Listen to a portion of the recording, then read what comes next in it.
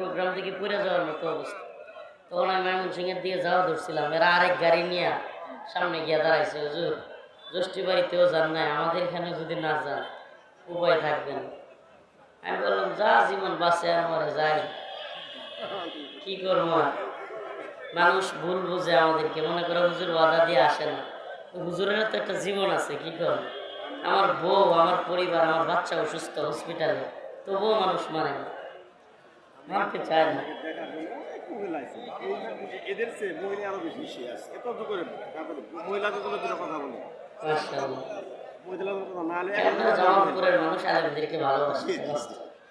আমি বাংলাদেশে যে কয় জেলায় মাহফিলে গেছি, মুক্তাগাছা এবং জামালপুর, এই দুই জায়গার মতো মাহফিলে মানুষ এত কোনো জায়গায় হয় না।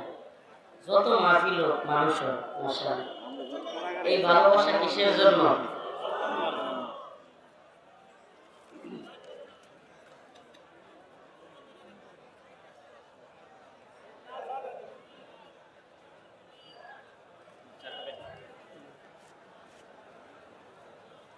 আছে দোয়া করি, শরীর খারাপ লাগতেছে। আসলে মানুষ দান সদকা করে, 6 মাস হুজুরের দাওয়াত দিয়ে অপেক্ষা করে, হুজুর আসবে, এটা জমজমাট পরিস্থিতি থাকবে, এটা সবাই আশা থাকে। বাস্তবে এটা ভাই আমরাও বুঝি, আমাদের এটা আমাদেরও মানে বুঝে আসে যে হাজার হাজার মানুষ আসে, মাসকে মাস প্রচার হয়, হুজুর আসবে। বসেন, দোয়া করে। আলহামদুলিল্লাহ আল্লাহ الرحمن الرحيم مالك يوم الدين إياك نعبد وإياك نستعين আল্লাহ আপনি আমাদেরকে মাফ করে দেন, আমাদেরকে সুস্থ করে দেন।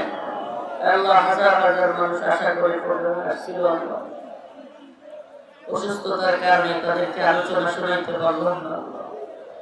আল্লাহ আপনি আমাদের সবাইকে সুস্থ রাখেন। আল্লাহ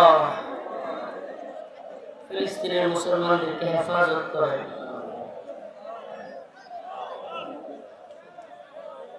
বসনিয়া, চেচনিয়া, মালি, সোমালিয়া, কাশ্মীর সহ সমস্ত ভূখণ্ডের মুসলিমদেরকে হেফাজত করেন।